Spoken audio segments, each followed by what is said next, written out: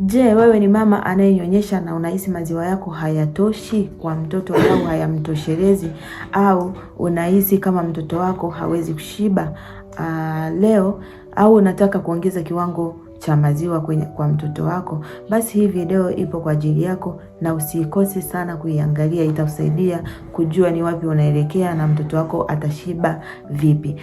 Leo nitakushirikisha aina bora ya vyakula ambavyo vitakusaidia kuongeza maziwa ya mama pamoja na vidokezo muhimu vya kuhakikisha mtoto wako anapata lishe bora pale ambapo utakuwa unamnyonyesha. Hakikisha unatamani au unatazama hadi mwisho wa video hii.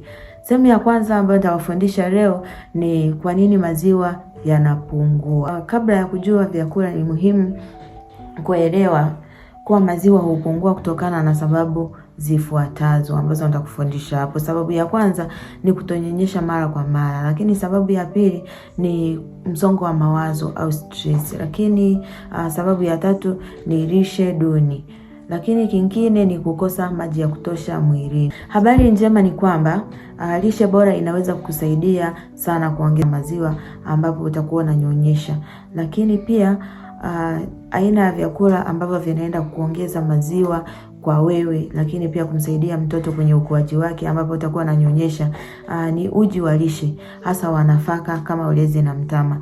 Ni uji mzuri sana kwa ajili ya mtoto. Lakini aina nyingine ya chakula ni mbegu za ufuta.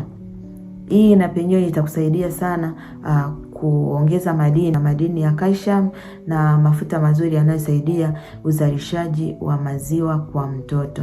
Lakini vyakula vingine au aina ya chakula ni karanga na njugu.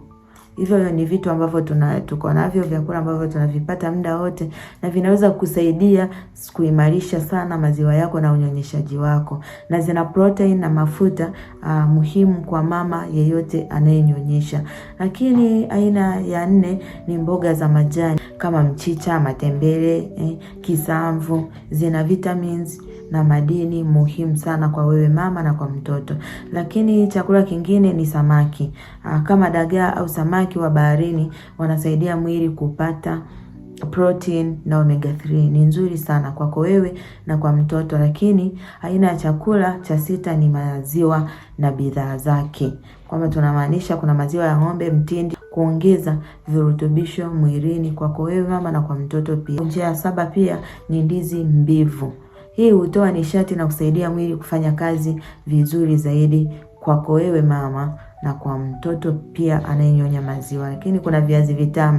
Na viazi vitamu vinakusaidia kuongeza vitamini A kwenye mwili wako, na hii itakusaidia afya ya mama na mtoto pale ambako atakuwa ananyonya maziwa yako. Lakini usisahau kuna parachichi, ni nzuri pia. Parachichi pia itakusaidia kuzalisha maziwa, ni nzuri mno. Lakini kuna maji, usisahau kunywa maji ya kutosha. Ni muhimu sana, maziwa ya mama yanahitaji maji mengi, hivyo kunywa maji mengi ya kutosha kwa wewe mama unayenyonyesha.